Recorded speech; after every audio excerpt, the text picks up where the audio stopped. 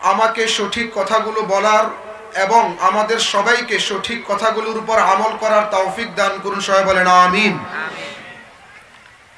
আল্লাহ তাআলা আমাকে আপনাকে দুনিয়ার মধ্যে সৃষ্টি করেছেন।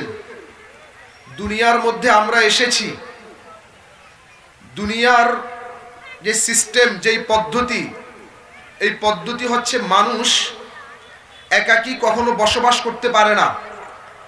মানুষের সঙ্গ লাগে, বন্ধু লাগে, তার একটা সার্কেল লাগে, সমাজ লাগে। আপনি যদি কারো সাথে কথা না বলে, কারো সাথে কোনো লেনদেনে না গিয়ে শুধুমাত্র ঘরের মধ্যে বদ্ধ ঘরে অবস্থান করার নিয়ত করেন, এটা আপনার দ্বারা সম্ভব হবে না। আপনাকে 10 জনের সাথে চলতে হবে, 10 জনের সাথে আপনার সম্পর্ক থাকতে হবে, সামাজিকতার মধ্যে আপনাকে জড়াতে হবে, সমাজ ব্যবস্থার সাথে আপনাকে সম্পৃক্ত হওয়া লাগবে, একে অপরের সাথে একটা সুদৃঢ় সম্পর্ক আপনার কায়েম করতে হবে। কথা ঠিক কিনা? মানুষ সামাজিক জীব। অন্য ভাষায় বললে মানুষ একাকী থাকতে পারে না, তার একটা সার্কেল থাকবেই, তার বন্ধুর একটা সার্কেল থাকবেই, আড্ডা দেওয়ার মতো, কথা বলার মতো, বিভিন্ন বিষয় তার সাথে পরামর্শ করার মতো একটা কিছু সার্কেল, কিছু বন্ধু, কিছু সুদীজন তার সামনে উপস্থিত হবেই, তাদের সাথে মিলেই তাকে চলতে হবে। এটা বাস্তবতা, এটাকে অস্বীকারের, এটাকে পাশ কাটানোর কোনো সুযোগ নেই।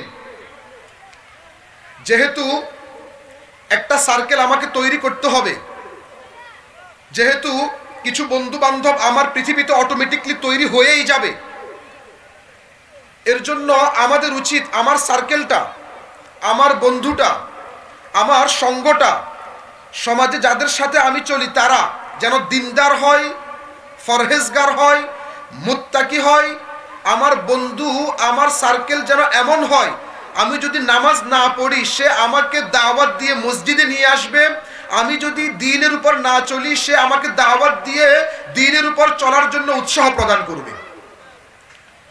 আমাদের বন্ধুত্বটা যেন দিনদারের সাথে হয়, আমাদের উঠা বসা, আমাদের চালচলন, আমাদের কার্যক্রমগুলো যেন দিনদারের সাথে হয়, বদ্দিনের সাথে না হয়। কারণ কি? মানুষ যার সাথে বন্ধুত্ব করে, মানুষ যার সাথে উঠা বসা করে, তার আদর্শ দ্বারা কিন্তু মানুষ প্রভাবিত হয়ে যায়। আমরা একটা কথা বলি, সঙ্গ দোষে লোহা বাসে, বলে কি বলে না? সৎসর্গে স্বর্গবাস, অসৎসর্গে। আমরা সবাই বলি কথাগুলো, এই কথাগুলো কোরআন ও হাদিসেরই কথা, এগুলো বানোয়াট কোনো কথা না। আবু দাউদ শরীফের মধ্যে হাদিস আসছে, আবু দাউদ শরীফের 4833 নম্বর হাদিস। হাদিসটা তিরমিজি শরীফের মধ্যে আসছে, তিরমিজি শরীফের 2378 নম্বর হাদিস। রাসূল সাল্লাল্লাহু আলাইহি ওয়াসাল্লাম ইরশাদ করেন, আর রাজুলু আলা দীনি খালিলিহি ফালইয়ানজুর আহাদুকুম মান ইউখালিল। মানুষ তার বন্ধুর আদর্শ দ্বারা প্রভাবিত হয়। বন্ধুর কারণে অনেক সময় সে দিনদার হয়ে যায়, আবার বন্ধুর কারণে অনেক সময় সে দিনহারা হয়ে যায়। ফালইয়ানজুর আহাদুকুম মান ইউখালিল। সুতরাং তোমরা কার সাথে বন্ধুত্ব করতেছ, কেমন সার্কেল তুমি গঠন করতেছ, কেমন সংগঠনের ব্যানারে তুমি কাজ করতেছ। ফালইয়ানজুর আহাদুকুম মান ইউখালিল। তোমার সম্পর্ক, তোমার উঠা বসা, তোমার বন্ধুত্ব, তোমার চালচলন, তোমার সব কিছু কার্যক্রম কার সাথে হয়। ফালইয়ানজুর আহাদুকুম। প্রত্যেকটা মানুষ যেন সেটা ভেবে চিনতে তারপরে অগ্রসর হয়। সুবহানাল্লাহ। এটা রাসূল সাল্লাল্লাহু আলাইহি ওয়াসাল্লামের নির্দেশ। বন্ধু দ্বারা মানুষ প্রভাবিত হবেই, সার্কেল দ্বারা মানুষ প্রভাবিত হবেই। এজন্য আমার সার্কেলটা কেমন, আমি যাদের সাথে উঠা বসা করতেছি তারা কেমন, আমাকে ভাবতে হবে। কোনো অবস্থাতেই খারাপ সঙ্গে যাওয়া যাবে না। যারা আজকে খারাপ সঙ্গে যাচ্ছে, খারাপ লোকদের সাথে উঠা বসা করতেছে, যারা খারাপ লোকদের নেতৃত্ব মেনে নিচ্ছে, এখানে বন্ধুত্ব দ্বারা শুধু যে বন্ধুত্ব তা না। আমি আপনি দুনিয়ার মধ্যে কিন্তু কিছু মানুষকে লিডার মানি। লিডার বলতে কি? তার কথাবার্তা মতো আমি চলি, তার কথা অনুযায়ী আমি কাজ করি। আমার এলাকার বড় ভাই, আমার মহল্লার বড় ভাই, আমার আত্মীয়র মধ্যে বড় ভাই, তার কথা অনুযায়ী আমি চলি। আমার চলার চেষ্টাটা তার কথার মাধ্যমে হয়, তার কথাকে সামনে রেখে আমি সামনে অগ্রসর হওয়ার চেষ্টা করি। তো ওই নেতৃত্ব, ওই নেতা, ওই বড় ভাই দ্বীনের লাইনে যেন হয়, বদ্দিন যেন না হয়, এটা আমাকে ফিকির করতে হবে। অন্যথায় এই বড় ভাই আপনাকে কিয়ামতের ময়দানে জাহান্নামে নিবে। অন্যথায় এই বড় ভাই আপনার কিয়ামতের ময়দানে আমলনামা বাম হাতে পাওয়ার মতো একটা কারণ হয়ে যাবে। এজন্য আল্লাহ তাআলা কালামে পাকের মধ্যে জায়গায় জায়গায় সতর্ক করে দিয়েছেন, খবরদার কোন অবস্থাতে অসৎ সঙ্গে যাওয়া যাবে না।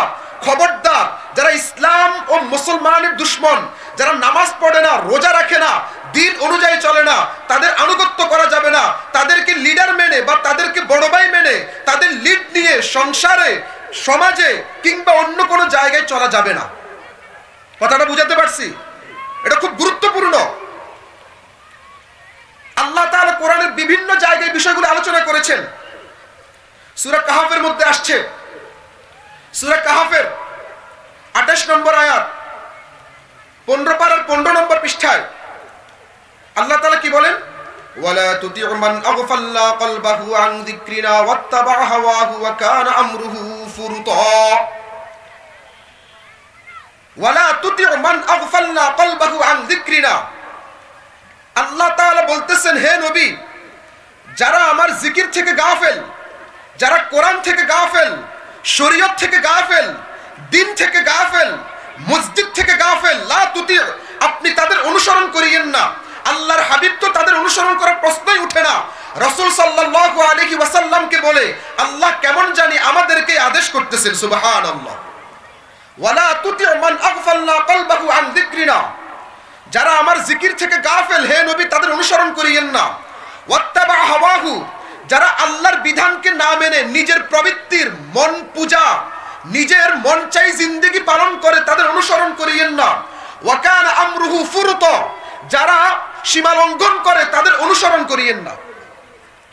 আল্লাহ তাআলা অন্যত্র ইরশাদ করেন, সূরা ফুরকানের মধ্যে আয়াত আসছে, সূরা ফুরকানের 27, 28 এবং 29 নম্বর আয়াত, 19 পারার প্রথম পৃষ্ঠায়, ওয়া ইয়াউমা ইয়া'আদ্দু যালিমু আলা ইয়াদাইহি ইয়াকুলু ইয়া লাইতানি ইত্তাখাযতু মা'আর রাসূলি সাবিলা ইয়া ওয়াইলাতা লাইতানি লাম আত্তাখিয ফুলানান খলিলা লাকাদ আদাল্লানি আনিয যিকরি বা'দা ইয জাআনি ওয়া ইয়াউমা ইয়া'আদ্দু যালিম। কিয়ামতের ময়দানে জালেম হাত কামড়াবে, আফসোস করবে, অনুতাপ করবে, দুঃখ ভারাক্রান্ত হৃদয়ে হাতকে কামড়িয়ে কামড়িয়ে খাবে। কেন? ইয়াকুলু ইয়া লাইতানি ইত্তাখাযতু মা'আর রাসূলি সাবিলা, যদি আমি রাসূল সাল্লাল্লাহু আলাইহি ওয়াসাল্লামের পথের অনুসরণ করতাম। ইয়া ওয়াইলাতা লাইতানি লাম আত্তাখিজ ফুলানান খলিলা, যদি আমি ইসলামের দুশমন, দ্বীনের দুশমন, শরীয়তের দুশমন অমুকের অনুসরণ না করতাম। লাকাদ আদাল্লানি আনিয যিকরি বা'দা ইয জাআনি, হক আসার পরও ওই লোকের সংস্পর্শে থাকার কারণে, শরীয়ত জেনে বুঝে তারপরও ওই লোকের সংস্পর্শে থাকার কারণে আজকে আমি শরীয়ত মানতে পারি নাই, নামাজ পড়তে পারি নাই, দিন শরীয়তকে আমি উপেক্ষা করেছি, অবজ্ঞা করেছি। আহা, যদি আমি দুনিয়ার মধ্যে ওই ফাসিকের অনুসরণ না করতাম। আল্লাহ তাআলা কোরআনে অন্যত্র ইরশাদ করেন, সূরা সাবার 31, 32, 33 নম্বর আয়াত, 22 পারার 10 এবং 11 নম্বর পৃষ্ঠায়, ওয়ালাউ তারা ইযিজ যালিমুনা মাওকুফুনা ইনদা রাব্বিহিম ইয়ারজিউ বা'দুহুম ইলা বা'দিল কওল ইয়াকুলুল লাযীনা ইসতুদঈফু লিল লাযীনা ইসতাকবারু লাউলা আনতুম লাকুন্না মুমিনিন ক্বালাল লাযীনা ইসতাকবারু লিল লাযীনা ইসতুদঈফু আনাহনু সাদাদনাকুম আনিল হুদা বা'দা ইয জাআকুম বাল কুনতুম মুজরিমিন قال الذين استضعفوا للذين استكبروا بل مكر الليل والنهار إذ تأمروننا। আল্লাহ তাআলা কি বলেন? কিয়ামতের ময়দানে ওয়ালাউ তারা ইযিজ যালিমুনা মাওকুফুনা ইনদা রাব্বিহিম, হে নবী আপনি যদি কিয়ামতের ময়দানে জালিমদের সে অবস্থা দেখতেন, ইয়ারজিউ বা'দুহুম ইলা বা'দিল কওল, একে অপরকে তারা দোষারোপ করবে। ইয়াকুলুল লাযীনা ইসতুদঈফু লিল্লাযীনা ইসতাকবারু লাউলা আনতুম লাকুন্না মুমিনিন, সেদিন অনুসারীরা যারা নেতাদের অনুসরণ করত, যারা ইসলাম বিদ্বেষী, ইসলামের দুশমন যারা, ফাসিক যারা, দিন থেকে গাফেল যারা, কোরআন থেকে গাফেল যারা, নামাজ থেকে গাফেল যারা, এমন নেতাদের অনুসরণ করত, ওই অনুসারীরা সেদিন আল্লাহর কাছে আবদার করবে, ইয়াকুলুল লাযীনা তুযইফু লিল্লাযীনা ইসতাকবারু, হে আল্লাহ, এই নেতাদের কারণে লাউলা আনতুম লাকুন্না মুমিনিন, তারা যদি না থাকতো আমরা তো ঠিকই ঈমান আনতাম, তাদের কারণে আমরা ঈমান আনতে পারি নাই, তাদের কারণে আমরা নামাজ পড়তে পারি নাই, তারাই আমাদেরকে বিভিন্নভাবে ফুসলে, বিভিন্নভাবে বুঝিয়ে ইসলাম বিরোধিতার কাজে নিয়ে গিয়েছিল। সেদিন যাদের অনুসরণ করতেছেন আজকে দুনিয়ার মধ্যে, আল্লাহর দেয়া জীবন, আল্লাহর দেয়া সময়, আল্লাহর দেয়া বিবেক, আল্লাহর দেয়া মেধা, আল্লাহর দেয়া শক্তিকে সবকিছু ব্যয় করে আবার আল্লাহর দুশমনদের যারা অনুসরণ করতেছেন, সেদিন আল্লাহর দুশমনরা কি বলবে জানেন? ক্বালাল্লাযীনা ইসতাকবারু লিল্লাযীনা ইসতুদঈফু আনাহনু সাদাদনাকুম আনিল হুদা বা'দা ইয জাআকুম বাল কুনতুম মুজরিমিন। তারা বলবে আমরা তোদের কি করলাম? আমরা জাস্ট তোদেরকে বলেছি, তখন শুনলি কেন? বরং নিজেরাই নিজেদের কারণে তোরা গোমরা হইছস, আমাদের দোষ দিস কেন? তখন ওই অনুসারীরা বলবে, ক্বালাল্লাযীনা ইসতুদঈফু লিল্লাযীনা ইসতাকবারু বাল মাকরুল লাইলি ওয়ান নাহারি ইসতা'মুরুনানা আনাকফুরা বিল্লাহি ওয়া নাজআলা লাহু আনদাদা। তখন অনুসারীরা বলবে, এখন তোমরা অস্বীকার করতেছ, অথচ তোমরাই তো কতভাবে আমাদেরকে বুঝাইছিলা, ইসতা'মুরুনানা আনাকফুরা বিল্লাহ, যখনই আল্লাহর আদেশ আসতো, যখনই উলামায়ে কেরাম একটা কথা বলতো, তোমরা বলতে না না এগুলো দরকার নেই, আরে দূর, মোল্লাকে কথা শোনার দরকার নেই, আরে দূর, তাদের কথা শোনার দরকার নেই, আরে বাদ দে, কত কিছুই তারা বলবে, তোমরাই তো আমাদেরকে ফুসলিয়ে, বিভিন্ন ভুলভাল বুঝিয়ে, বিভিন্ন ইসলাম বিরোধী কার্যক্রমে অংশগ্রহণ করার চেষ্টা করেছিলে, এখন তোমরা কেন অস্বীকার করতেছ? সেদিন তাদের এই ঝগড়া আল্লাহর সামনে কোনো কাজে আসবে? জোরে বলেন, কোনো কাজে আসবে? আল্লাহ তাআলা উন্নত ইরশাদ করেন সূরা ইব্রাহিমের 21 নম্বর আয়াত, 13 পারার 17 নম্বর পৃষ্ঠার শুরুতেই, ওয়াবারাযু লিল্লাহি জামিআন ফাকালাদ দুআফা লিল্লাযীনা ইসতাকবারু ইন্না কুন্না লাকুম তাবআন ফাহাল আনতুম মুগনুনা আন্না মিন আযাবিল্লাহি মিন শাই। সেদিন অনুসারীরা নেতাদেরকে বলবে, বাল মাকরুল লাইলি ওয়ান নাহারি ইসতা'মুরুনানা, যখনই আল্লাহর আদেশ আসতো আমাদেরকে তোমরা ভুলভাল বুঝিয়ে আল্লাহর সীমালঙ্ঘন করার কথা তোমরা আদেশ করেছিলে, তোমরা যদি না থাকতে আজকে তো আমরা ঠিকই ইসলাম মানতাম, শরীয়ত মানতাম, ধর্ম মানতাম, তোমাদের বিভিন্ন খপ্পরে পড়ে আমরা শরীয়ত মানতে পারি নাই। আজকে আমাদের একটু আযাবকে কমাই দেখাও, তারা বলবে এই সামর্থ্য তো আমাদের নেই। দুনিয়া যত বড় নেতা হোক, যত বড় প্রভাবশালী হোক, যত বড় অর্থবিত্ত হোক, যত বড় কিছু হোক না কেন, পরকালে তার কোনো খানা আছে? জোরে বলেন, তার কোনো খানা আছে? পরকালে একমাত্র সম্মান থাকবে যারা আল্লাহর ওলি, যারা মুত্তাকি, যারা শরীয়ত মানে, কথা ঠিক কি না? সেদিন ওদের কোনো খানা থাকবে না। কয় আয়াত বলবো, বিভিন্ন জায়গায় জায়গায় আসছে, সূরা মুমিন বা সূরা গাফিরের মধ্যে আসছে, সূরা গাফিরের 47 এবং 48 নম্বর আয়াত, 24 পারার 11 নম্বর পৃষ্ঠায়, ওয়া ইয ইয়াতাহাজ্জুনা ফিন নার ফায়াকুলু দুআফা, যখন জাহান্নামে যাবে সবাই, অনুসারীরাও যাবে, যাদের অনুসরণ করা হয়েছে তারাও যাবে, ফায়াকুলু দুআফা লিল্লাযীনা ইসতাকবারু, যারা দুর্বল, যারা অনুসরণ করেছিল, তারা বলবে তাদের নেতাদেরকে, আজকে তো আপনার কথা শুনে আমাদের এই দুর্দশা হয়েছে, এখন একটু আযাবকে কমান। তারা বলবে না না, আজকে আমরা কমাতে পারবো না। এক পর্যায়ে আজকে যাদের অনুসরণ করতেছেন, হে আমার ভাইয়েরা, আপনাদের সাথে আমার কোনো শত্রুতা নেই, আপনি আমি দ্বীনি ভাই হিসেবে আবদার করছি, অনুসরণ করব তাদেরকে যারা আল্লাহর অনুসরণ করেন, অনুসরণ করব তাদেরকে যারা নামাজ পড়েন, অনুসরণ করব তাদেরকে যারা শরীয়ত মানে, যারা আল্লাহকে মানে না, রাসূলকে মানে না, শরীয়তকে মানে না, নামাজ পড়ে না, আল্লাহর বিধানকে যারা উপেক্ষা করে, আলেম ওলামার বিরুদ্ধে কথা বলে, তাদেরকে আজকে থেকে আমরা আর মানবো না ইনশাআল্লাহ। রাজি আছি তো ইনশাআল্লাহ? সেদিন আক্ষেপ করবেন, কোনো লাভ হবে না। এমন আক্ষেপ করবেন ঘৃণায়, শোকে পাথর হয়ে, এক পর্যায়ে আল্লাহর কাছে আবদার করবেন, আল্লাহ, এই জালেমদের কারণে আমরা দিন মানতে পারি নাই, সুতরাং আল্লাহ আমাদেরকে যে পরিমাণ শাস্তি দিবেন আমাগো নেতা করে তার থেকে বেশি শাস্তি দেন। এখানে একটা কথা বুঝেন, আমি বারবার নেতা বলতেছি, অনেকে এটাকে হয়তোবা রাজনৈতিক ইস্যু মনে করতে পারেন, রাজনৈতিক ইস্যু না, নেতা মানি এটা রাজনৈতিক নেতা হোক অরাজনৈতিক নেতা হোক, এক কথায় যার কথা মতো আমি চলতেছি আর কি। কথাটা বুঝাতে পারছি? রাজনীতি ভাবার কোনো দরকার নেই, এটা রাজনীতি মুক্ত মাহফিল আমি করতেছি। রাজনীতি ইসলামে আসে না ওটা আরেক আলোচনা। বাকি আমি জাস্ট বুঝানোর জন্য বলতেছি, এটাকে কেউ অন্য কোনো সূত্রের সাথে মিলাতে যায়েন না যে হুজুর মনে হয় অমুক দলকে বলতেছে, হুজুর না না না, ব্যাপক হারে বলতেছি, রাজনৈতিক হোক অরাজনৈতিক হোক, আমি যাদেরকে লিডার মানবো তারা যদি দিনদার না হয়, সেদিন আপনি তাদের জন্য যখন বিপদে পড়বেন, এক পর্যায়ে আল্লাহর কাছে আবদার করবেন, আল্লাহ এই জালেমদের কারণে আমরা বিপদে পড়েছি, আমাদেরকে যদি 1% শাস্তি দেন, তাদেরকে তার ডাবল 2% শাস্তি দেন। এখন যাদের পিছনে স্লোগান দিচ্ছেন রাজপথ ছাড়ি নাই, অমুক নেতার ভয় নাই, সেদিন তাদের বিরুদ্ধে আল্লাহর কাছে আবদার করবেন, আল্লাহ তাদেরকে ডাবল শাস্তি দেন। আমার কথা না, কোরআনের মধ্যে আসছে। সূরা আরাফের 37-38 নম্বর আয়াতগুলো খুলে দেখেন, 8 পারার 14 নম্বর পৃষ্ঠায়, ক্বালাত উখরাহুম লিউলাহুম রব্বানা হাউলাই আদাল্লুনা ফাআতিহিম আযাবান দিফান মিনান নার ক্বালা লিকুল্লিন দিফু ওয়ালাকিন লা তা'লামুন। যারা অনুসরণ করে তারা কিয়ামতের ময়দানে তাদের নেতাদের ব্যাপারে বলবে, তাদের পূর্বসূরীদের ব্যাপারে বলবে, আল্লাহ রব্বানা আতিহিম দিফাইন মিনাল আযাব, হে আল্লাহ এদের কারণেই তো আমাদের সমস্যা হয়েছে, এরাই তো আমাদেরকে গোমরা করেছে, এদের কারণে আমরা শরীয়ত মানতে পারি নাই, সুতরাং তাদেরকে ডাবল শাস্তি দেন।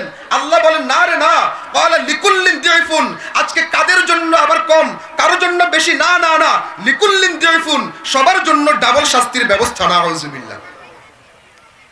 কারোর জন্য কম কারোর জন্য বেশি আজকে হবে না, সবার জন্যই ডাবল।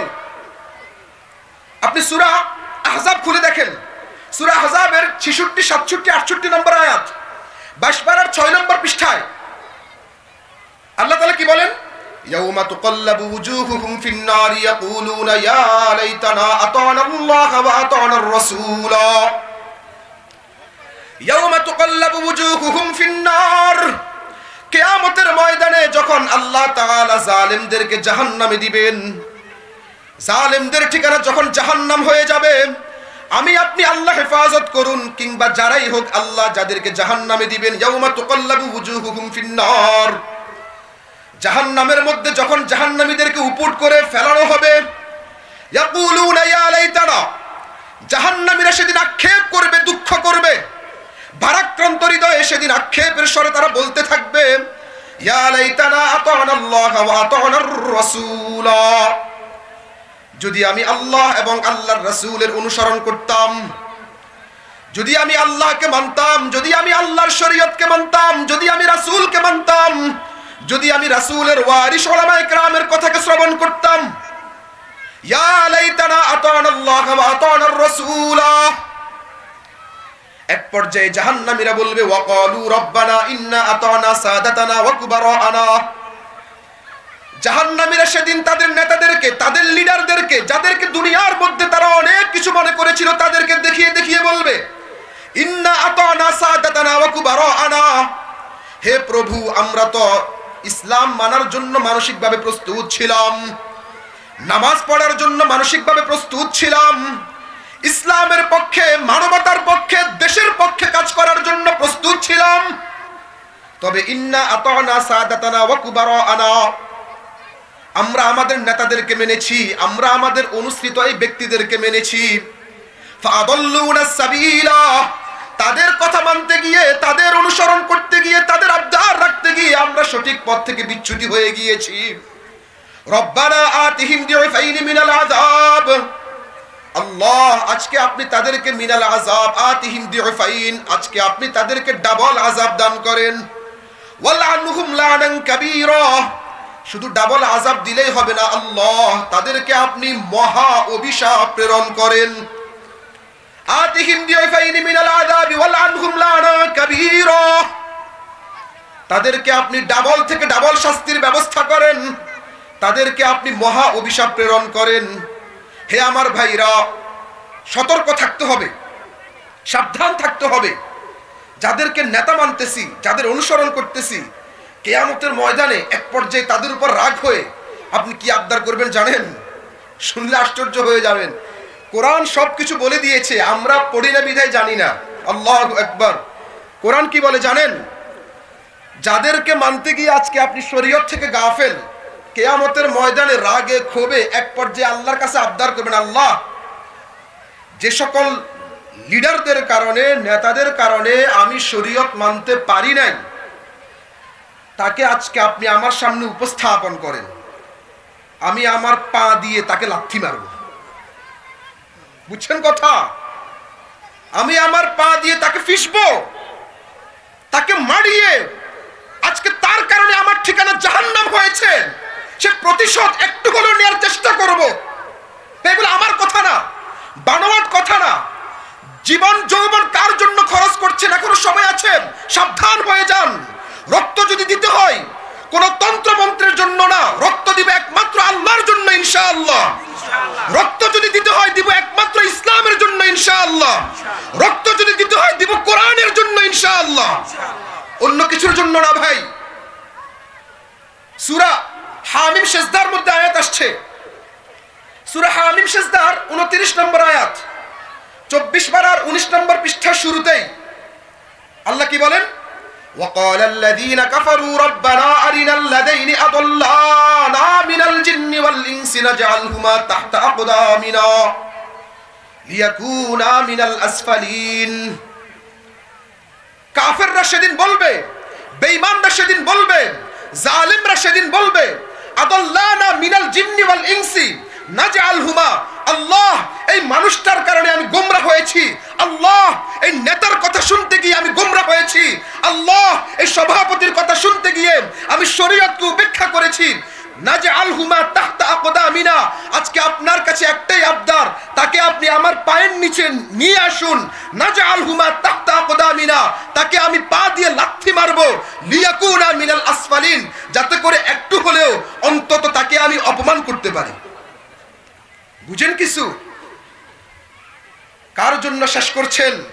যার জন্য শেষ করছেন সে যদি ইসলামের পক্ষের লোক না হয়, ভাই রাগ করিয়েন না। কথাগুলো ব্যয় হিসাবে আপনাদের সামনে উপস্থাপন করছি, ভিন্ন মাইন্ডে নিয়েন না। লিয়াকুনা মিনাল আসফালিন, অপমান করার জন্য সেদিন আপনি তাকে পা দিয়ে লাথি মারার জন্য আবদার করবেন। এজন্য ভাই,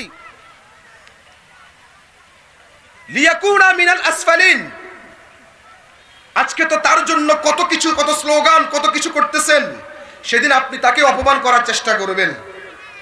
এজন্য এখনো সুযোগ আছে। আমার লিডার বা আমার বন্ধু, আমার সার্কেল, আমার উঠা বসা তাদের সাথে করব যারা আল্লাহওয়ালা, যারা মুত্তাকি, যারা ফরহেজগার, যারা ইসলামকে ভালোবাসেন, কোরআনকে ভালোবাসেন, নবীকে ভালোবাসেন, নবীর সুন্নতকে ভালোবাসে, আল্লাহর দ্বীনকে ভালোবাসে। রাজি আছি তো ইনশাআল্লাহ? এখনো তাওবার সুযোগ আছে। আজকে থেকে নিয়ত করেন, আমার সার্কেল যদি এমন হয় তারা নামাজ পড়ে না, ওই সার্কেলকে আমি ছেড়ে দিব। রাজি আছি তো ইনশাআল্লাহ? আমার বন্ধুরা যদি এমন হয় তারা আমাকে নামাজের জন্য ডাকে না, তারা আমাকে বিভিন্ন যাত্রাপালায় ডাকেন, তারা আমাকে মাহফিলে ডাকে না, তারা আমাকে বিভিন্ন গুনাহের কাজে ডাকেন, তাদের কারণে আমার নামাজ মিস হয়ে যায়, তাদের কারণে আমার ইবাদতের মধ্যে বিঘ্নতা সৃষ্টি হয়, এই মাহফিল থেকে আপনি দৃঢ় প্রতিজ্ঞাবদ্ধ হন, আজকের পরে আল্লাহর জন্য তাদের সাথে আমি সম্পর্ক ছিন্ন করব ইনশাআল্লাহ। রাজি আছি তো ইনশাআল্লাহ? এছাড়া আপনি যতই আল্লাহ ওয়ালা হওয়ার চেষ্টা করেন, অসৎ সঙ্গ আপনি যদি পরিত্যাগ, তাকে পাওয়া যায় না। কিরে, ওই দেখা যায় সঙ্গ দোষ, ওই এমন কিছু সঙ্গ তার সাথে একসাথে হয়ে গিয়েছে যারা তাকে এই সমস্ত কাজে যেতে বাধা দেয়। আছে না নাই? অনেক মানুষ আলহামদুলিল্লাহ চরমনায় মাহফিলে গিয়ে, চরমনায় মাহফিলে যাওয়ার পরে মোটামুটি একটু নামাজ কালাম পড়ে সেখান থেকে আসার পরে। আছে না নাই? কিন্তু ওমা এক সপ্তাহ, এক মাস, 2 মাস পরে আর মসজিদে পাওয়া যায় না। কেন পাওয়া যায় না? আবার তাকে সঙ্গ দোষে ধরছে, আবার সে আগের সঙ্গ তার বন্ধুদের সাথে আবার আড্ডা শুরু করে দিয়েছে। প্রথম একদিন যায়, বন্ধুরা বলে আরে নামাজ পড়ে পড়িস, আরে দূর, সে বলে না না ভাই নামাজ ছাড়া যাবে না। প্রথম দিন সে জামাতে নামাজ পড়ে, দ্বিতীয় দিন বন্ধুরা আবদার করে আরে একটু পরে পড়িস, আজকে একটু ঠান্ডা হয়ে যায়, আচ্ছা ঠিক আছে আড্ডাটা শেষ করি, পরে গিয়ে বাড়িতে পড়বো। তৃতীয় দিন বাড়িতেও পড়া শেষ দিয়ে পুরো নামাজই শেষ দিয়ে ফেলে। আবার আগের যেই কপাল সেই মাথা, আগে যেমন গাঞ্জা টানতো এখনো গাঞ্জা টানে, আগে যেমন সিগারেট খাইতো এখনো সিগারেট খায়, আগে যেমন নামাজ পড়তো না এখনো নামাজ পড়ে না। এমন দৃশ্য আছে না নাই? এজন্য দ্বীনের উপর চলতে হলে বন্ধুত্ব নির্বাচনে সতর্ক থাকতে হবে। এটা আমার কথা না, হাদিসের মধ্যে বিষয়টা ইঙ্গিত পাওয়া যায়। আপনি যতই তাওবা করেন, যতই আপনি আল্লাহকে মানার মতো মানসিকতা তৈরি করেন, নিয়ত করেন, সঙ্গ দোষের কারণে আপনি পারবেন না। বুখারী শরীফে একটা হাদিস আসছে, হাদিসটাকে মনোযোগ সহকারে শুনেন। বুখারী শরীফের ৬৯০১ নম্বর হাদিস। রাসূল সাল্লাল্লাহু আলাইহি ওয়াসাল্লাম বনী ইসরাঈলের এক ব্যক্তির ঘটনা বর্ণনা করতেছে। ইন্না রাজুলান কানা ফী মান কানা ক্বাবলাকুম, লম্বা হাদিস, আমি আরবিটা বলতেছি না, সংক্ষেপে বলতেছি। এক ব্যক্তি খুব খারাপ ছিল, ৯৯ জনকে হত্যা করছে। কয়জন রে? ৯৯ জনকে হত্যা করছে। হাদিসটা আমরা অনেকে শুনছি। আজকে আমি আরেকটা বিষয় উপস্থাপন করব হাদিসকে সামনে রেখে। এরপরে একজন আলেমের কাছে গেছে, হুজুর আমি তো ৯৯ জনকে হত্যা করছি, আল্লাহ কি আমার তাওবা কবুল করবেনি? ওই আলেম কর না, এত বড় পাপী তুই, তোর তোবা আবার আল্লাহ কবুল করবে? তো ওই আলেম কর যেহেতু আল্লাহ আমার তোবা কবুল করবে না, তুই আর থাকতি কে? ওই আলেমরও হত্যা করে ফেলছে। হত্যার সংখ্যা হচ্ছে কয়টা? জোরে বলেন কয়টা? বানোয়াটি কথা না, বুখারী হাদিস ৬৯০১ নম্বর সহিহ হাদিস। ১০০ জন মানুষকে হত্যা করার পরে, হত্যার সেঞ্চুরি করার পরে সে গেল আরেক আলেমের কাছে, হযরত আমি ১০০ জন মানুষকে হত্যা করেছি, আল্লাহ কি আমার তওবা কবুল করবে? ওই আলেম বলে, আশ্চর্য, তুমি তো হত্যা করছো, যদি তার থেকে জঘন্য কোনো কাজ করো, আমার আল্লাহর কাছে যদি তুমি তাওবা করো খালিস দিলে, আল্লাহ তাআলা তারপরও তোমার তওবাকে কবুল করে নেবেন। সুবহানাল্লাহ। এই লোক বলল, হুজুর তাহলে আমি খালিস দিলে তওবা করতে চাই। মাশাআল্লাহ, আমি আর গুনাহ করব না, হত্যা করব না, মদ খাবো না, জিনা করব না, ব্যভিচার করব না, ডাকাতি করব না, চুরি করব না, সুদ খাবো না, ঘুষ খাবো না, সব কিছু আমি মোটামুটি আলহামদুলিল্লাহ ভালোভাবে চলবো। এরপরে এই আলেম কি পরামর্শ দিয়েছে, বনী ইসরাঈলের জগৎ বিখ্যাত ওই আলেম কি পরামর্শ দিয়েছে, সেটাই আজকে আমার বলার উদ্দেশ্য। বনী ইসরাঈল, ওই আলেম তখন বলেছিল, ইন তলিক ইলা আরদি কাজা ওয়া কাজা। হে আমার ভাইরা, ভালো করে হাদিসটা শুনেন। ইন তলিক ইলা আরদি কাজা ওয়া কাজা, হে আমার ভাই, তুমি আমার কাছে তওবার জন্য এসেছো, তুমি ১০০ জনকে হত্যা করেছো, আমি তোমাকে সুসংবাদ দিচ্ছি, আল্লাহ তাআলা তোমার তওবা কবুল করবেন। তবে শর্ত একটা, কাজ তোমাকে একটা করতে হবে। ইন তলিক ইলা আরদি কাজা ওয়া কাজা, তুমি ওই জায়গায় চলে যাও, ওই এলাকায় চলে যাও। কেন? ফা ইন্না ফিহা উনাসুন ইয়াবুদুন আল্লাহ, সেখানে এমন কিছু লোক রয়েছে যারা আল্লাহর ইবাদত বন্দেগী করে। ফা'বুদিল্লাহ মাআহুম, ওই এলাকায় গিয়ে তুমিও তাদের সাথে ইবাদত শুরু করে দাও। ওয়ালা তারজিউ ইলা আরদিকা ফাইন্নাহা আরদু সুইন, খবরদার ভুলেও তোমার এলাকায় তুমি আর যাইও না। তোমার এলাকায় যদি তুমি পা রাখো, ফাইন্নাহা আরদু সুইন, সেখানে সব লোকই খারাপ, সবাই সেখানে খুনি, সবাই সেখানে দোষী। তুমি যদি তোমার এলাকায় আবার যাও, এই তওবা তুমি রাখতে পারবা না, এই ওয়াদা তুমি রাখতে পারবা না, ভালো পথে তুমি চলতে পারবা না। যদি ভালো পথে চলতে চাও, তোমার এলাকায় আর যেতে পারবা না, ওই এলাকায় চলে যাও, সেখানে আলেমরা রয়েছে, তাদের সাথে একসাথে মিলে তুমি আল্লাহর ইবাদত বন্দেগী শুরু করে দাও। সুবহানাল্লাহ। এই হাদিস দ্বারা কি বুঝলাম? ওই আলেম কি পরামর্শ দিয়েছে? লা তারজিউ ইলা আরদিকা, তোমার এলাকায় তুমি আর যাও না, ফাইন্নাহা আরদু সুইন, ওই এলাকাটা খারাপ। বরং ইন তলিক ইলা আরদি কাজা ওয়া কাজা, অমুক এলাকায় চলে যাও। ফাইন্না ফিহা উনাসুন, কারণ অমুক এলাকায় এমন কিছু লোক রয়েছে, ইয়াবুদুন আল্লাহ, যারা আল্লাহর ইবাদত বন্দেগী করে। ফা'বুদিল্লাহ মাআহুম, তুমিও তাদের সাথে একসাথ হয়ে যাও। যখন ইবাদতের পরিবেশ থাকবে, তারাও আল্লাহর জন্য উঠে কান্নাকাটি করতেছে, তারা যখন তাহাজ্জুদের জন্য উঠবে, তুমি একদিন উঠবা না, 2 দিন উঠবা না, 3 দিন তোমার কাছে খারাপ লাগবে, আরে আমার সাথে লোকেরা তাহাজ্জুদ পড়ে, আমি কেন তাহাজ্জুদ পড়বো না? 3য় দিন তুমিও আল্লাহর জন্য তাহাজ্জুদ পড়া শুরু করে দিবে। সুবহানাল্লাহ।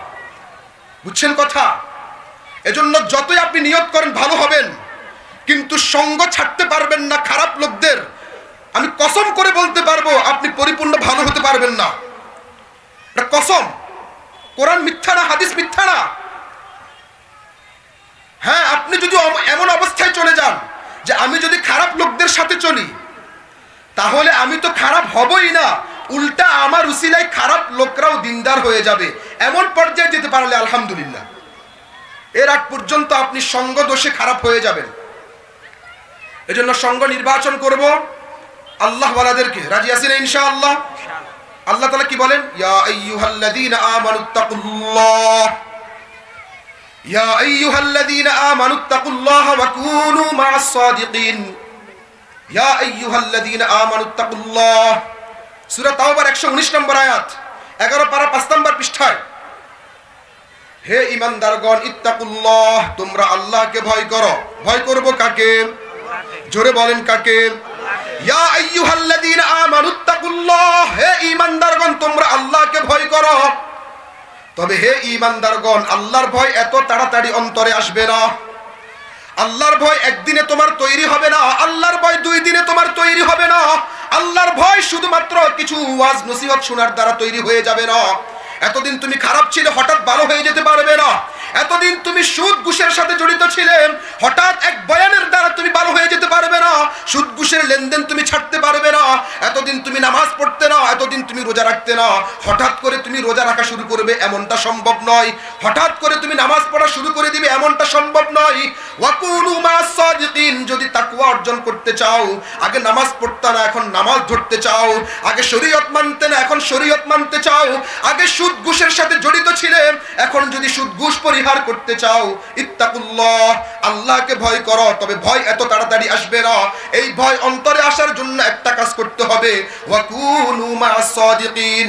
যারা আল্লাহ ওয়ালা, যারা আল্লাহকে ভয় করে, যারা আল্লাহকে ভয় করে 5 ওয়াক্ত নামাজ পড়ে, যারা দিনদার, যারা পরহেজগার, এক কথায় যাদেরকে দেখলে আল্লাহর কথা স্মরণ হয়ে যায়, যারা আমাকে আপনাকে নামাজের জন্য আহ্বান করবে, তুমি তাদের সাথী হয়ে যাও। যদি তুমি তাদের সাথে চলতে থাকো, যদি তুমি তাদের সাথে উঠা বসা করতে থাকো, যদি তুমি তাদের সাথে সঙ্গতিতে থাকো, এক পর্যায়ে তোমার অন্তরের মধ্যে তাকওয়া চলে আসবে। এক পর্যায়ে তাদের সোহবতে, তাদের সংস্পর্শের বরকতে তুমিও 5 ওয়াক্ত নামাজ পড়া শুরু করে দিবে। এজন্য আল্লাহ ওয়ালাদের সোহবত নিতে হবে। আপনার এলাকায় যে আছে তাকে আল্লাহ ওয়ালা মনে করেন। আমাদের একটা সমস্যা কি জানেন? আমরা দূর থেকে কেউ আসলে তারে অনেক বড় সম্মান করি, কিন্তু নিজের মসজিদের ইমাম মুয়াজ্জিনকে সম্মান করি না।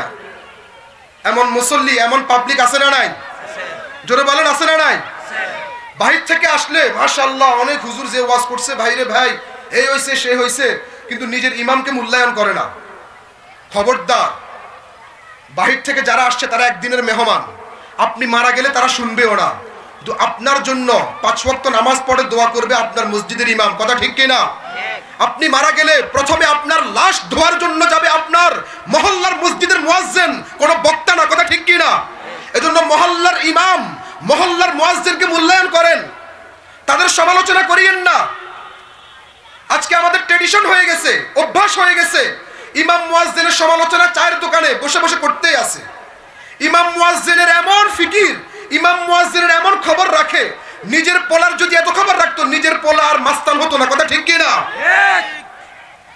খবরদার ভাই, আপনার লাশ ধুইবে ইমাম মুয়াজ্জিন, আপনার মহল্লার কোনো বক্তা এসে ধুইবে না।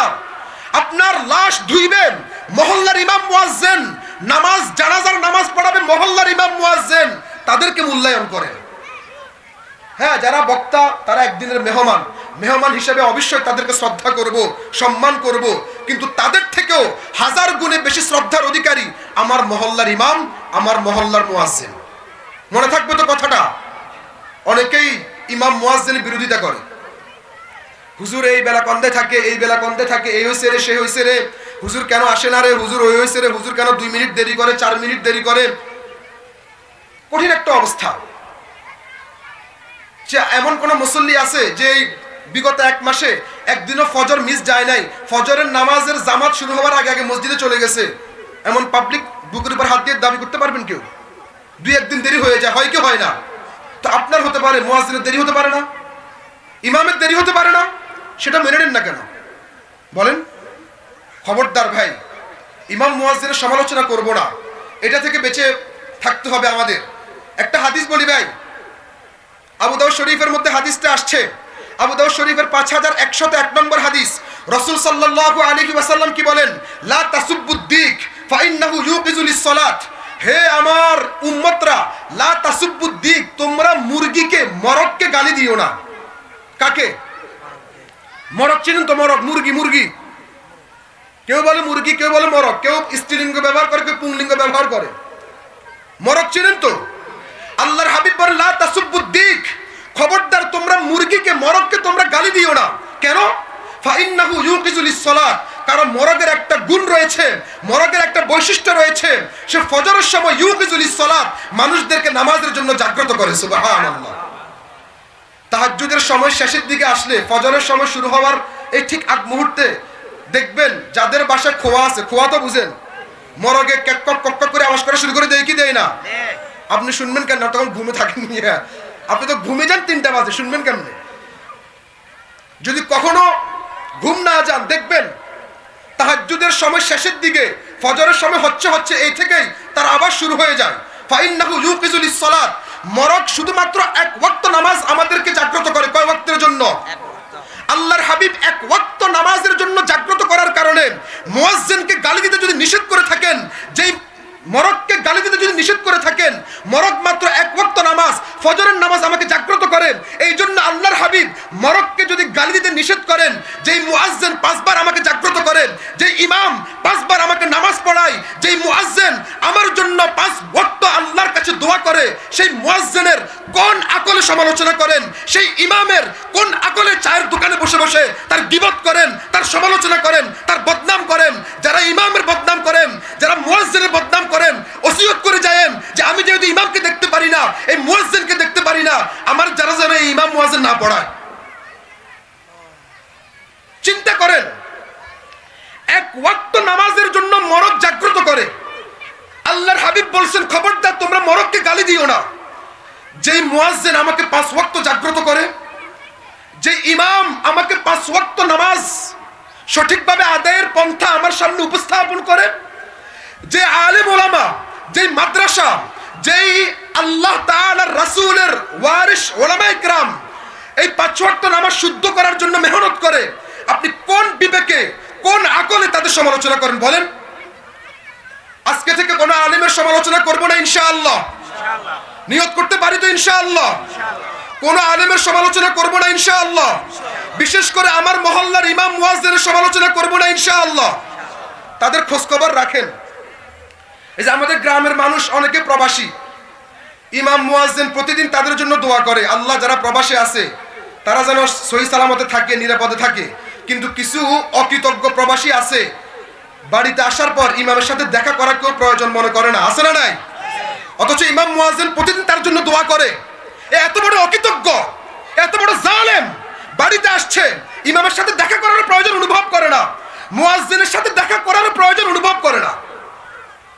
কেমন অকৃতজ্ঞ আমরা ভাই! এজন্য যারা প্রবাসে আছেন, অনেকে ছুটিতে হয়তো বা এখানে আসেন, যখনই আসবেন আত্মীয় স্বজনের জন্য তো কত কিছুই নিয়ে আসেন, অন্তত মসজিদের ইমাম মুয়াজ্জিনের জন্য সামান্য হোক, 10 রিয়ালের হোক, একটা আতর হাদিয়া আনতে পারি কি পারি না ভাই? চেষ্টা করব ভাই, মোহাব্বত বাড়বে। আল্লাহ তাআলা আমাদের ইমাম মুয়াজ্জিনকে যথোপযুক্ত সম্মান দেওয়ার তৌফিক দান করুন।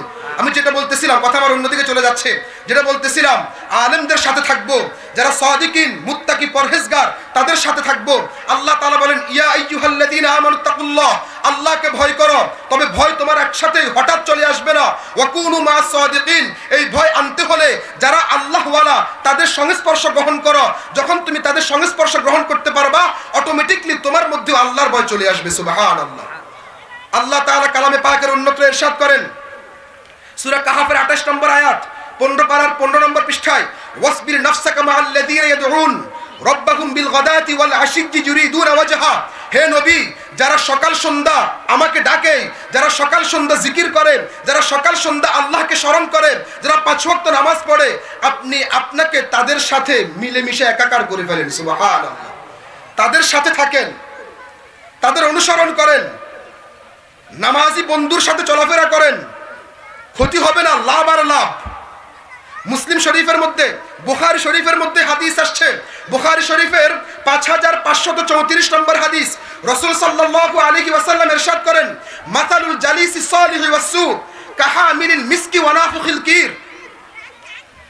সৎসঙ্গ আর অসৎ সঙ্গের উপমা দিতে গিয়ে রাসূল সাল্লাল্লাহু আলাইহি ওয়াসাল্লাম কি বলেন, যারা নেককার, পরহেজগার, তারা হচ্ছে কেমন জানি আতর বিক্রেতার মতো, আতর বহনকারীর মতো।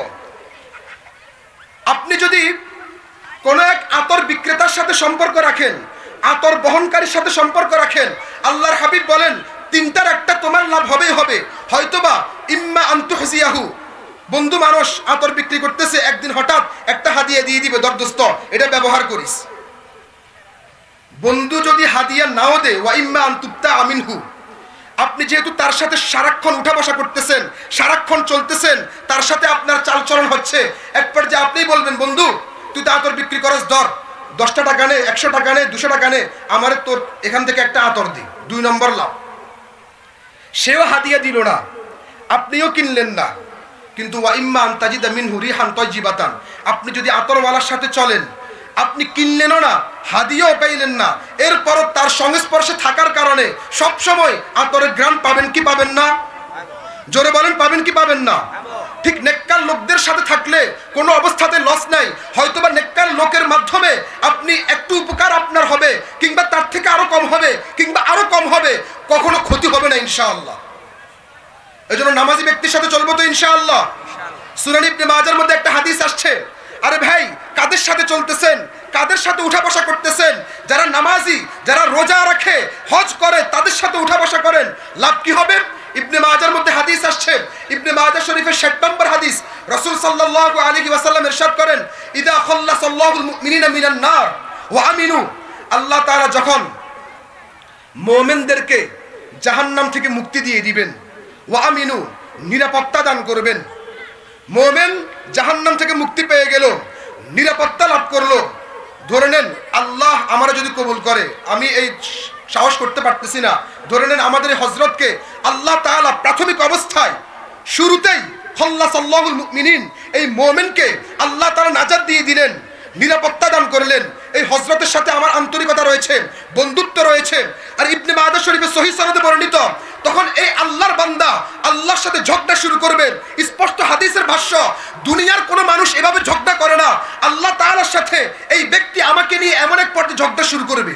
কিভাবে ঝগড়া করবে? ফায়াকুলুনা রব্বানা ইখওয়ানানা, আল্লাহ এরা তো আমার ভাই ছিল, আল্লাহ এরা তো আমার বন্ধু ছিল, কানু ইউসাল্লুনা মাআনা, আল্লাহ আমার ভাইরা তো আমার সাথে নামাজ পড়ছে, ওয়া ইয়াসুমুনা মাআনা, আল্লাহ আমার ভাইরা তো আমার সাথে রোজা রাখছিল, আল্লাহ ওয়া ইয়াহুজ্জুনা মাআনা, আরে আমি আরে তো একসাথে উমরা হজ করতে গেছি। ফাআদখালতাহুমুন নার, আজকে আপনি তাদের কোন অপরাধে আমি তো জানি না, আপনি তো জালেম না, জুলুম করবেন না, আপনি তো ইনসাফ অবশ্যই প্রতিষ্ঠিত করেছেন, হয়তোবা তাদের কোনো গুনাহের কারণে আল্লাহ আপনি তাদেরকে জাহান্নামে দিয়েছেন, আল্লাহ আমার বন্ধুকে ছেড়ে আমি আজকে জান্নাতে যাব না। সুবহানাল্লাহ, আল্লাহু আকবার। চিন্তা করেন, আল্লাহ ওয়ালাদের সাথে নামাজি ব্যক্তির সাথে বন্ধুত্ব করলে কি লাভ? আরে কাদের সাথে বন্ধুত্ব করতেছেন মিয়া? তখন এই আল্লাহ ওয়ালা, এই মুমিন বলবে, আল্লাহ একটু তাদেরকে মুক্তি দেন না, ঝগড়া করবে, এই ঝগড়াও তো আল্লাহর আদেশে করবে, আল্লাহ একটু মজা নিবেন, আনন্দ উদযাপন করবেন, সুবহানাল্লাহ, আল্লাহ একটু তাদেরকে মুক্তি দিয়ে দেন না। সহিহ হাদিস কিন্তু, আল্লাহু আকবার। এই হাদিসটা পড়ার পরে মানে এমন যে খুশি লাগছে যে অন্তত নিজে নামাজ না পড়ি, কিন্তু কিছু নামাজের সাথে সম্পর্ক আছে আলহামদুলিল্লাহ। এই লেবাসের কারণে হোক, অন্য কোনো কারণে হোক, হয়তোবা আমার নামাজ কবুল না হতে পারে, কিন্তু এমন কিছু আল্লাহ ওয়ালার সাথে সম্পর্ক রাখার চেষ্টা করি যাদের নামাজ আল্লাহ কবুল করবেন, এই বিশ্বাস আছে। এই হাদিসটা পড়ার পরে অন্তরটা অনেক বড় হয়ে গিয়েছে। তারা আল্লাহর কাছে আবদার করবে, আল্লাহ আমারই তো ভাই, একসাথে নামাজ পড়ছি তো, আর ফজরের সময় ছিল তো, জোহরের সময় একসাথে নামাজ পড়ছি, আল্লাহ। এক পর্যায়ে আল্লাহ তাদের আবদারগুলো আমলে নিয়ে বলবে, যাও ইদহাবু, আল্লাহু আকবার, জোরে বলেন না আল্লাহু আকবার, ইদহাবু, যাও যাও, ফাআখরিজু মান আরাফতুম, যাও আজকে আমি তোমাদেরকে অনুমতি দিয়ে দিলাম, যাদেরকেই তুমি জাহান্নামের চিনবা যে তোমার সাথে নামাজ পড়ছেন, তোমার সাথে রোজা রাখছে, যাও আমি তোমার অনুমতি দিয়ে দিলাম, তাদেরকে তুমি বের করে জান্নাতে নিয়ে যাও। সুবহানাল্লাহ, আল্লাহু আকবার। চিন্তা করেন, একজন নামাজীর সাথে আপনার সম্পর্ক যদি থাকে, আপনার অবস্থান কোথায় হবে? হয়তোবা কোনো কারণে আপনি জাহান্নামী হয়েছেন, এমনকি স্পষ্ট হাদিসের ভাষ্য, মিনহুম মান আখাযাতহুন নার ইলা নিসফাই সাকাইহি ওয়া মিনহুম মান আখাযাতহুন নার ইলা কাবাইহি। এমন এমন কিছু লোকরে ওই লোকেরা সুপারিশ করে বের করে আনবে যাদের এই কাব টাকনু পর্যন্ত, তাদের হয়তোবা এই হাঁটু পর্যন্ত জাহান্নামের আগুন অলরেডি জ্বালাই পুড়ে শেষ করে ফেলছিল। এমন কিছু লোকদেরকেও এই নামাজিরা সুপারিশ করে আবার জান্নাতে নিয়ে আসবে। সুবহানাল্লাহ, আল্লাহু আকবার। নামাজি লোকদের সাথে সম্পর্ক রাখবো তো ইনশাআল্লাহ। আরেকটা কথা বলি, ধরে নেন এই হযরতের সাথে আমার সম্পর্ক আছে। এই হযরত আল্লাহর রাস্তায় লড়াই করতে গিয়ে শহীদ হয়ে গেল। ধরে নেন আল্লাহ তাআলা এই হযরতকে এমন এক পাওয়ার দান করবেন, এই হযরত 70 জন ব্যক্তিকে যাদের ব্যাপারে জাহান্নামের ফয়সালা হয়ে গিয়েছিল সুপারিশ করে আবার জান্নাতে নিয়ে আসতে পারবে। সুবহানাল্লাহ। তো যারা মিয়া তন্ত্র মন্ত্র প্রতিষ্ঠার জন্য মেহনত করে তাদের জন্য কেন ছুটবেন? যারা ইসলাম প্রতিষ্ঠার জন্য মেহনত করেন, কোরআনের সংবিধান প্রতিষ্ঠার জন্য মেহনত করেন, আল্লাহর জমিনে আল্লাহর দ্বীন কায়েমের জন্য মেহনত করে, আজকে থেকে আমরা তাদের পিছনে ছুটবো ইনশাআল্লাহ। রাজি আছি তো ইনশাআল্লাহ? কি লাভ হবে? ধরে নেন উনি আল্লাহর দ্বীন কায়েম করতে গিয়ে শহীদ হয়ে গিয়েছেন। আপনি হয়তোবা তার সাথে ছিলেন না, কিন্তু আপনার সাথে তার বন্ধুত্ব ছিল, সে তো শহীদ হয়ে গিয়েছে। তিরমিজি শরীফের মধ্যে হাদিস আসছে, তিরমিজি শরীফের 1663 নম্বর হাদিস, যারা শহীদ হবে ওয়া ইউশাফাউ শাহীদ ফি 70 মিন আকারিবিহি, আল্লাহ তাআলা তাকে 70 জন ব্যক্তির ব্যাপারে সুপারিশ করে জান্নাতে নিয়ে আসার মতো এই যোগ্যতা দান করবেন। তার সাথে আপনার সম্পর্ক, আপনি শহীদ হতে পারেন নাই, আল্লাহ না করুন আপনার ঠিকানা জাহান্নাম হয়ে গিয়েছে, কিন্তু আপনার বন্ধু শহীদ হয়ে গিয়েছে, আপনার বন্ধু আপনাকে সুপারিশ করে জান্নাতে নিয়ে আসতে পারবে। সুবহানাল্লাহ। এজন্য যারা দ্বীনের পথে চলে তাদের সাথে থাকবো তো ইনশাআল্লাহ, নাকি আলেমদের বদনাম করবো হেঁটে হেঁটে, নাকি দিনদারদের বিরোধিতা করব? বরং দিনদারদের সাথে থাকবো ইনশাআল্লাহ। কি বলেন ইনশাআল্লাহ? আমি দিনদার, আমি আলেম হতে পারি নাই, মুত্তাকি হতে পারি নাই, ফরহেজগার হতে পারতেছি না, বিশেষ করে আমরা যারা সাধারণ মানুষ আলেম হতে পারি নাই। ভাই, কুন আলিমান উগদু আলিমান আও মুতাআল্লিমান আও মুস্তামিআন আও মুহিব্বান ওয়ালা তাকুনিল খামিসা ফাতুহলিক। রাসূল সাল্লাল্লাহু আলাইহি ওয়াসাল্লাম ইরশাদ করেন, শারহু মুশকিল আও মুস্তামিআন, আলেমের কথা শ্রবণ করো। আলেমের কথা শ্রবণ করার মতো এই সুযোগও তোমার হচ্ছে না, অন্তত আও মুহিব্বান, আলেমদেরকে মুহাব্বত করো। ওয়ালা তাকুনিল খামিসা, ৫ম নম্বরে যাইও না, ফাতুহলিক, তাহলে হালাকি তোমার অনিবার্য, তাহলে ধ্বংস হয়ে যাবা। এজন্য আমরা যারা এখানে আছি আলেম হতে পারি নাই, আলেমের ছাত্র হতে পারি নাই, আলেমকে সবসময় কাছে টেনে নিয়ে তার আলোচনা শুনবো এই সুযোগও হয়তোবা আমার নাই। একটা সুযোগ রয়েছে, অন্তরে অন্তঃস্থল থেকে আলেমকে মুহাব্বত করব। রাজি আছি তো ইনশাআল্লাহ? অন্তরে অন্তঃস্থল থেকে আলেমকে মুহাব্বত করব, অন্তরে অন্তঃস্থল থেকে আলেমদের প্রতিষ্ঠানগুলোকে মুহাব্বত করব। আল্লাহর হাবিব বলেন, ওয়াল খামিসা আন তুবগিজাল ইলমা ওয়া আহলা, আলেম হও, ছাত্র হও, আলেমের কথা শ্রবণকারী হও, কিংবা আলেমকে তুমি মুহাব্বত করো। ৫ম নম্বরে যাও না, ৫ম নম্বরে যাও না। ৫ম নম্বর কি? ওয়ালা তাকুনিল খামিসা ওয়াল খামিসা আন তুহলিকাল আন তুবগিজাল ইলমা ওয়া আহলা, আলেমদেরকে ঘৃণা করিও না, আলেমদের প্রতিষ্ঠান, আলেমদের বিভিন্ন যে মার্কাজ, আলেমদের যে অবস্থান, সেটাকে তুমি ঘৃণা করিও না, আলেমদেরকে ঘৃণা করিও না, ফাতুহলিক, তাহলে তুমি ধ্বংস হয়ে যাবা। আলেমদেরকে মুহাব্বত করব, আর এই মুহাব্বত হবে একমাত্র কার জন্য? আপনি যদি আমাকে মুহাব্বত করেন, আমি কি আপনাকে একটা চা খাওয়াবো? আমি আপনাকে চিনি না, আপনি আমাকে চিনেন না, হয়তোবা সর্বোচ্চ হাই হ্যালো আসসালামু আলাইকুম, এরপরও আলেমদেরকে মুহাব্বত করব, একনিষ্ঠভাবে মুহাব্বত করব, একমাত্র কার জন্য? জোরে বলেন, কার জন্য? আমরা যদি আলেমদেরকে আল্লাহর জন্য মুহাব্বত করতে পারি, একমাত্র আল্লাহর রাজি খুশি করার জন্য আলেমকে মুহাব্বত করব, আলেমদেরকে ভালোবাসবো। ভাই, বুখারী শরীফের মধ্যে রয়েছে, সাবাতুন ইউজিল্লুহুমুল্লাহু ফি জিল্লিহি ইয়াওমা লা জিল্লা ইল্লা জিল্লুহ, 7 শ্রেণীর মানুষ এমন রয়েছে, বুখারী শরীফের 660 নম্বর হাদিস, 7 শ্রেণীর মানুষ এমন রয়েছে যাদেরকে আল্লাহ তাআলা কঠিন কিয়ামতের ময়দানে তার কুদরতি আরশের ছায়ায় আশ্রয় দিয়ে বিনা হিসাবে জান্নাত দান করবেন। কয় শ্রেণীর মানুষ? 7 শ্রেণী। আর আজকে 6 শ্রেণী বাদ, 1 শ্রেণী কারা? ওয়ারাজুলান তাহাব্বা ফিল্লাহ, ওই 2 ব্যক্তি যারা একে অপরকে শুধুমাত্র আল্লাহর জন্যই ভালোবাসে। সুবহানাল্লাহ। আপনি আমাকে ভালোবাসবেন কার জন্য? এই মাদ্রাসার যিনি মুহতামিম মুফতি আইয়ুব আলী সাহেব, তাকে আপনি ভালোবাসবেন কার জন্য? আল্লাহর জন্য। তাকে ভালোবাসলে সে কি আপনাকে 1 টাকা দিবে, 2 টাকা, 100 টাকা দিবে? উল্টারা আপনার দেয়া লাগবে। মাঝে মাঝে আবদার করবে, হুজুর মাদ্রাসায় চাল নাই, ভাই মাদ্রাসায় ডাইল নাই, ভাই মাদ্রাসায় এটা লাগবে। উল্টারা আবদার করবে। আপনার তো কোনো এখানে দুনিয়াবি স্বার্থ না। তাকে আপনি ভালোবাসবেন একমাত্র কার জন্য? আল্লাহর জন্য। যদি আল্লাহর জন্য একে অপরকে ভালোবাসতে পারেন, কিয়ামতের ময়দানে আল্লাহ তাআলা তার কুদরতি আরশের ছায়ায় আপনাকে আশ্রয় দিয়ে বিনা হিসাবে জান্নাত দান করবেন। আরো ফজিলতপূর্ণ হাদিস শুনেন। তিরমিজি শরীফের মধ্যে হাদিস আসছে, তিরমিজি শরীফের 2390 নম্বর হাদিস, সুবহানাল্লাহি ওয়া বিহামদিহি সুবহানাল্লাহিল আযীম, ইয়াকুলুল্লাহু তাআলা ইয়াউমাল কিয়ামাহ, কিয়ামতের ময়দানে লক্ষ লক্ষ কোটি কোটি বিলিয়ন বিলিয়ন মানুষের সামনে আল্লাহ তাআলা চিৎকার করেন, আহ্বান করতে থাকবেন, আইনাল মুতাহাব্বুনা ফি জালালি, কোথায় যারা শুধুমাত্র আমার জন্য একে অপরকে ভালোবাসতা? সুবহানাল্লাহ। আল্লাহ হাজার হাজার কোটি কোটি বিলিয়ন বিলিয়ন মানুষের সামনে সেদিন আহ্বান করতে থাকবেন, আইনাল মুতাহাব্বুনা ফি জালালি, আমার শুধুমাত্র আমার স্বার্থে একে অপরকে ভালোবাসতা, তারা আজকে কোথায়? লাহুম মানাবিরু মিন নূরিন ইয়াকবিতুহুমুন নাবিয়্যুন ওয়াশ শুহাদা। আল্লাহু আকবার। যারা একে অপরকে শুধুমাত্র আল্লাহর জন্য ভালোবাসবে, অন্য কোনো স্বার্থ না, দুনিয়াবি কোনো স্বার্থ না, একমাত্র আল্লাহর জন্য যারা একে অপরকে ভালোবাসবে, লাহুম মানাবিরু মিন নূরিন।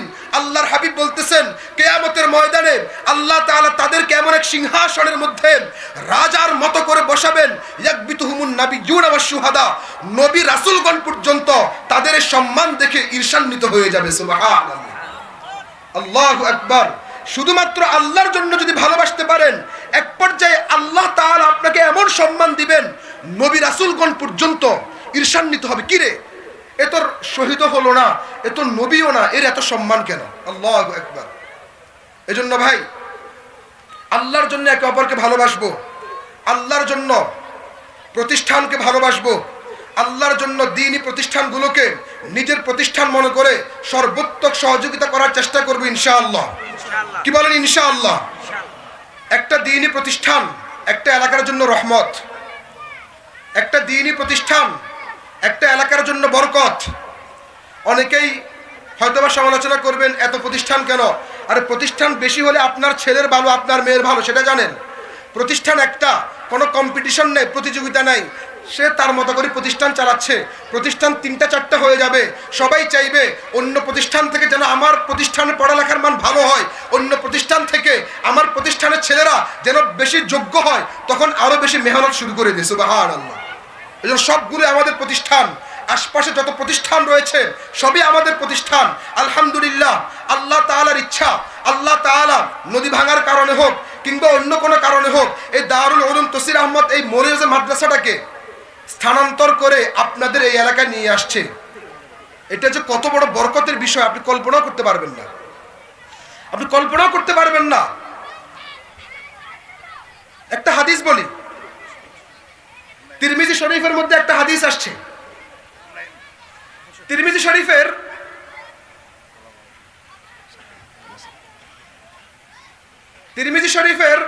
1836 নম্বর হাদিস। দেখেন, হযরত আনাস ইবনে মালিক রাদিয়াল্লাহু তাআলা বলতেছেন, লাম্মা কানাল ইয়াউমুল্লাযী দাখালা রাসূলুল্লাহ সাল্লাল্লাহু আলাইহি ওয়াসাল্লাম ফিল মাদিনা আযা আল্লাহু কুল্লা শাইইন বা আযা কুল্লু শাইইন। রাসূল সাল্লাল্লাহু আলাইহি ওয়াসাল্লাম যেদিন মদিনার মধ্যে আগমন করলেন, ভালো করে শুনেন, যেদিন মদিনার মধ্যে রাসূল সাল্লাল্লাহু আলাইহি ওয়াসাল্লাম আগমন করলেন, আযা কুল্লু শাইইন, আনাস বিন মালিক বলেন, আমরা দেখলাম মদিনার প্রত্যেকটা জিনিস আলোকিত হয়ে গেল। সুবহানাল্লাহ।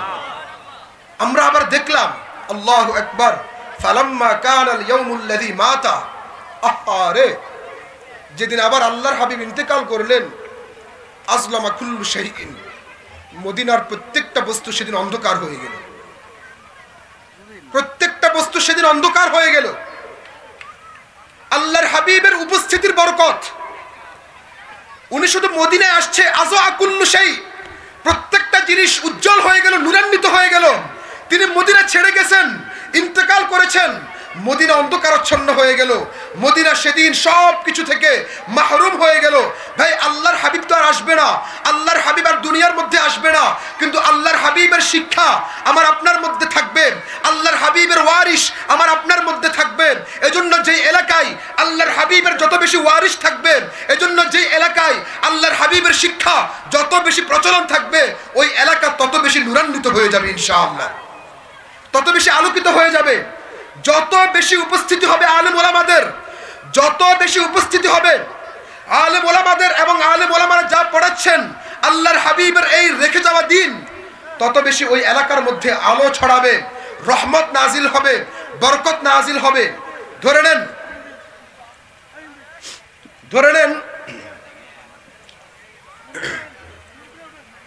মুরব্বীরা, আমরা একটু চেয়ারে চলে আসি, যারা একটু গণ্যমান্য আছেন চেয়ারে চলে আসেন, দেখতে সুন্দর দেখা যাবে ইনশাআল্লাহ।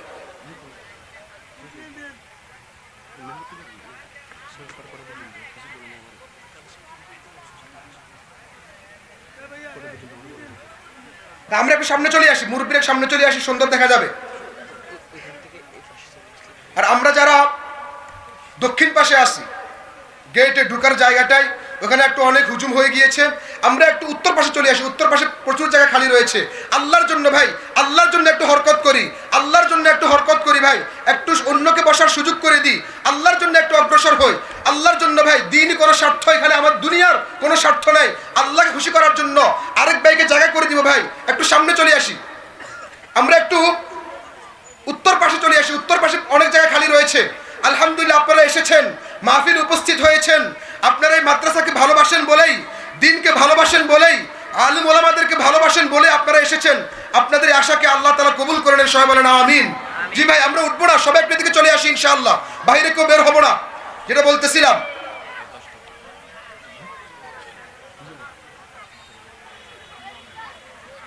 জি ভাই, এই যে মাদ্রাসাটা এই মহল্লা আসছে, রাসূল সাল্লাল্লাহু আলাইহি ওয়াসাল্লামের আগমনের কারণে মদিনার মধ্যে যেমন সব আলোকিত হয়ে গিয়েছে, ইনশাআল্লাহ হয়তোবা আমাদের অন্তরচক্ষু খোলা নেই, আমরা বুঝবো না, হয়তোবা আমাদের ওই নূর নেই, আমরা বুঝতে পারবো না। আনাস বিন মালিক বুঝতে পেরেছেন, সাহাবায়ে কেরাম বুঝতে পেরেছেন, আবু জাহেল বুঝতে পারে নাই, হয়তোবা উতবা সাইবা বুঝতে পারে নাই, আবু লাহাব বুঝতে পারে নাই, মদিনার মুনাফিকরা বুঝতে পারে নাই। সাহাবায়ে কেরাম ঠিকই বুঝেছেন, তাদের মতো ইমানদার যদি হতাম আমরাও বুঝতে পারতাম যে রাসূল সাল্লাল্লাহু আলাইহি ওয়াসাল্লাম যেদিন মদিনা এসেছিলেন, মদিনা যেমন আলোকিত হয়ে গিয়েছিল, ঠিক এই মাদ্রাসা যদি এই এলাকায় আসে, কিংবা যখনই আসছে, এই মাদ্রাসার কারণে এই এলাকার মধ্যে একটা আলো আল্লাহ তাআলা ছড়িয়ে দিয়েছেন। সুবহানাল্লাহ। আমাদের অন্তরচক্ষু নেই, আমরা দেখতেছি না, বুঝতেছি না। আলহামদুলিল্লাহ, আপনারা জানেন মাদ্রাসার যে কাজ ধরেছে, আপনারা নিজ চোখে দেখতেছেন, বিশাল একটা কাজ হাতে নিয়েছেন যিনি এই মাদ্রাসার পরিচালনা রয়েছেন। আলহামদুলিল্লাহ, উনি হিম্মত করেছেন। আমি আপনি হলে এটা হিম্মত করতে পারতাম না। আমি আপনি হলে এই পরিস্থিতির মধ্যে, মানুষ, এই এলাকার মানুষ এমনিও নদী ভাঙার কারণে অনেক পেরেশানির মধ্যে আছে, এলাকার মানুষ বিভিন্নভাবে অর্থনৈতিকভাবে বিপদগ্রস্ত, এরপরও আপনাদের উপর তার পূর্ণ আস্থা ছিল, বিশ্বাস ছিল, ভালোবাসা ছিল। আপনাদেরকে উনি ভালোবাসেন, জানেন আপনারা ইসলামের জন্য, দ্বীনি প্রতিষ্ঠানের জন্য সবকিছু উজাড় করে দিবেন। তার এই আস্থা এবং বিশ্বাসের জায়গার কারণে আপনাদের উপর পূর্ণ আস্থা রেখে কাজটা তিনি ধরেছেন, যে কাজটা ধরেছে আপনাদের 130 হাত লম্বা। সুবহানাল্লাহ, 130 হাত লম্বা কাজটা তিনি ধরেছেন। চিন্তা করেন, জমি ক্রয় করা লাগছে, জমি ভরাট করা লাগছে, সামনে এখন জমি এই বিটাটা ভরাট করতে গিয়ে বিশাল এক জায়গা গর্ত হয়ে গিয়েছে, ওইটাকে আবার কি করতে হবে, ভরাট করতে হবে। মাদ্রাসা আসার মতো কোনো রাস্তা নাই। আমি বাড়ি যাচ্ছি কত আরামে, আল্লাহর মেহমানরা মসজিদে মাদ্রাসায় আসবে, হাফেজে কোরআনরা মাদ্রাসায় আসবে, তালিবে ইলমরা মাদ্রাসায় আসবে, তারা ইসলাম শিখবে, দিন শিখবে, তাদের জন্য রাস্তা নাই। রাস্তা বানাতে হবে, এই গর্তগুলো ভরাট করতে হবে, টিন লাগবে, ফ্লোর করতে হবে। এখনো না হলেও 30 লক্ষ টাকা মাদ্রাসার প্রয়োজন। কত লক্ষ টাকা? জোরে বলেন, কত লক্ষ টাকা? কিন্তু আল্লাহর ভান্ডারে অভাব আছে? জোরে বলেন, আল্লাহর ভান্ডারে অভাব আছে? ব্যবস্থা হয়ে যাবে ইনশাআল্লাহ। আল্লাহ তাআলা কখনো দ্বীনি কাজকে তিনি থামাই রাখেন না। হিম্মত করলে হয়ে যায়, সুবহানাল্লাহ, হিম্মত করলে হয়ে যাবে। এখন 80 বান টিন লাগবে। আমি জাস্ট সংক্ষিপ্ত পরিসরে একটু পরিসংখ্যানটা শোনাচ্ছি, তাহলে আপনাদের শুনতে, যদি আপনারা শুনতে পারেন বুঝবেন খরচটা কি। 80 বান টিন লাগবে। এক বান টিনের দাম কত? 8500। যদি 8000 করেও ধরেন, চিন্তা করেন, 100 বস্তা সিমেন্ট লাগবে কি করতে? ফ্লোর করতে। যদি সিমেন্টের বস্তা 550 টাকা করেও ধরেন, চিন্তা করেন, 15000 ইট লাগবে। কয় হাজার?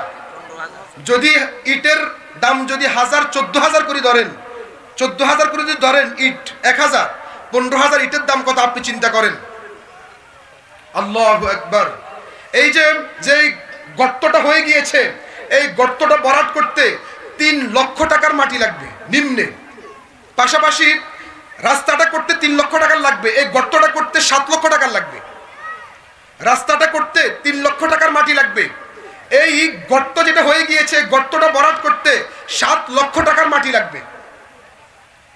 এই মাদ্রাসায় ওস্তাদদের বেতন প্রতি মাসে লক্ষের উপরে। ছাত্রদের পিছনে বোর্ডিং ইত্যাদির খরচ প্রতি মাসে 1,40,000-এর উপরে। মনে করছেন কি এমনি হয়ে যাইতেছে? আলহামদুলিল্লাহ, আল্লাহর কিছু বান্দা তৈরি হয়েছে, তারা উজাড় করে দিয়েছেন। বিশেষ করে যিনি এই মাদ্রাসার পরিচালক মুফতি আইয়ুব আলী সাহেব, তার ইখলাস এবং তার কর্মের মধ্যে, তার এই মেহনতের মধ্যে আল্লাহ তাআলা ভরপুর বরকত দান করেন। প্রচুর পরিশ্রমী এবং মুখলেস একজন মানুষ, বাহ্যিকভাবে আমরা যতটুকু বুঝতে পারতেছি। ইনশাআল্লাহ তিনি যেহেতু হাল ধরেছেন, আল্লাহ তাআলা নিরাশ করবে না। আপনারা রয়েছেন, মেম্বার সাহেব রয়েছেন, মেম্বার সাহেবের ভাই রয়েছেন, আমাদের জনাব জালাল সাহেব রয়েছেন, এছাড়াও এই মহল্লার গণ্যমান্য ব্যক্তিরা রয়েছেন, প্রবাসী ভাইরা রয়েছেন। সবাই যদি একসাথে আমরা হাতে হাত রেখে কাজ করি, মাদ্রাসার বিন্দু পরিমাণও কোনো কাজ বাকি থাকবে না। সামনের মাহফিলের আগে আগে মাদ্রাসার সব কিছু সুন্দরভাবে আল্লাহ তাআলা সম্পন্ন করে দিবেন ইনশাআল্লাহ। বাকি আমরা আমাদের অবস্থান থেকে সর্বোচ্চ সহযোগিতা করার চেষ্টা করব তো ইনশাআল্লাহ। সবাই চেষ্টা করব তো ইনশাআল্লাহ। মাদ্রাসার যে জায়গা নিয়েছে, জায়গাটা এখনো পর্যাপ্ত না। দেখবেন যেই এখানে যে মধু বসানো হয়েছে, এই মধু খাবার জন্য যেভাবে তরঙ্গমালার মতো ছাত্ররা আসবে, আমি বলছি আপনাদেরকে এই জায়গাটা ছাত্র জায়গা দিতে পারবে না, আমি বলে দিলাম। ইনশাআল্লাহ এই জায়গায় সংকুলান হবে না, নতুন করে ঘর বানাতে হবে, আমি বলে দিলাম ইনশাআল্লাহ, বলে দিলাম আপনাদেরকে। আলহামদুলিল্লাহ, মেহনত করতেছেন, আপনারাও তাকে সর্বোচ্চ সাপোর্ট দিচ্ছেন, উনাকে সর্বোচ্চ সাপোর্ট দিচ্ছেন, সামনেও সাপোর্ট দিবেন ইনশাআল্লাহ। কি বলেন ইনশাআল্লাহ? তো আমাদের এই যে খরচগুলো রয়েছে, আমাদের টিন লাগবে 80 বান টিন। চিন্তা করেন, 80 বান টিন যদি আপনি 8000 করেও ধরেন, 8 64, 6,40,000 টাকা, 6 লাখ। চিন্তা করেন, কিন্তু আল্লাহ চাইলে এক বান্দাই তৈরি হয়ে যেতে পারে যে কিনা পুরো টিন দিয়ে দিবে। সুবহানাল্লাহ। এমন বান্দা আছে না নাই? আছে। যাক, সবকিছু দাবি করব না। আপনারা যারা এখানে রয়েছেন হিম্মত করেন। টিন বাবদ ধরে নেন আমি 5 8 40, 6 8 48, আমি 6 বান টিন